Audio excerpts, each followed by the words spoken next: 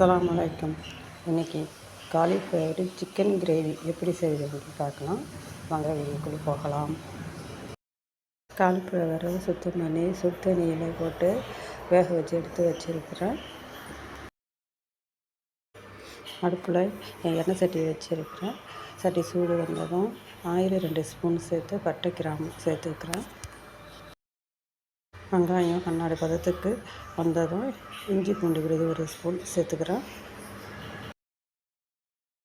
இஞ்சி பூண்டு பச்சை வாசனை போக வரைக்கும் வதக்கிக்கலாம். தக்காளி பெரிய சைஸ் தக்காளி ஒன்று கட் பண்ணி வச்சுருக்கேன், அதை சேர்த்துக்கிறேன். பச்சை மிளகா 2, புதினா மல்லி கொஞ்சம் சேர்த்து வதக்கிக்கலாம். தக்காளிலாம் வதங்கி வந்துடுச்சு. இப்போ மசாலா சேர்த்துக்கலாம்.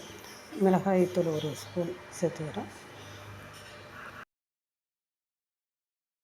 கரம் மசாலா தூள் 1 ஸ்பூன், சாதா மல்லி தூள் 1.5 ஸ்பூன் சேர்த்து வதக்கிக்கலாம்.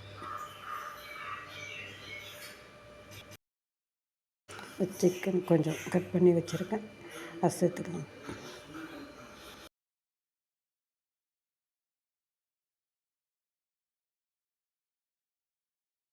கேரட்டு 1 கட் பண்ணி சேர்த்துக்கிறேன்.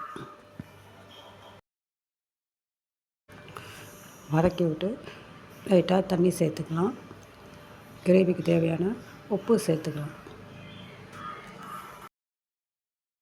2 நிமிஷம் வேகட்டும்.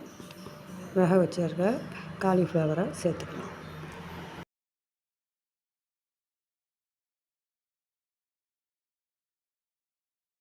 காலிஃப்ளவரை சேர்த்துடலாம்.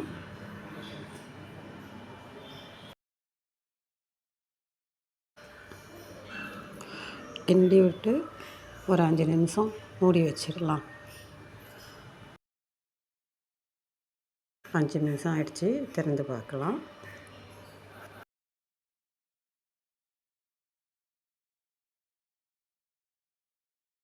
காலிஃப்ளவர் கிரேவி ரெடியாக ஆகிடுச்சு. நல்லா வெந்து வந்திருக்கு, நல்லா வாசனையாகவும் இருக்குது. நீங்களே இதேமாரி ட்ரை பண்ணி பாருங்கள். இட்லி தோசைக்கு சாதத்துக்கு சேர்த்து சாப்பிட்டா ரொம்ப டேஸ்ட்டாக சூப்பராக இருக்கும். நீங்களும் உங்கள் பசங்களுக்கு செஞ்சு கொடுத்து பாருங்கள். வீட்டில் உள்ளவங்க உங்களை நல்லா பாராட்டுவாங்க. நீங்கள் செஞ்சு பார்த்துட்டு எப்படி இருக்குன்னு சாப்பிட்டுட்டு சொல்லுங்கள். பிடிச்சிருந்தால் லைக் பண்ணுங்கள், ஷேர் பண்ணுங்கள், சப்ஸ்கிரைபர் பண்ணுங்கள். அஸ்ஸலாமு அலைக்கும்.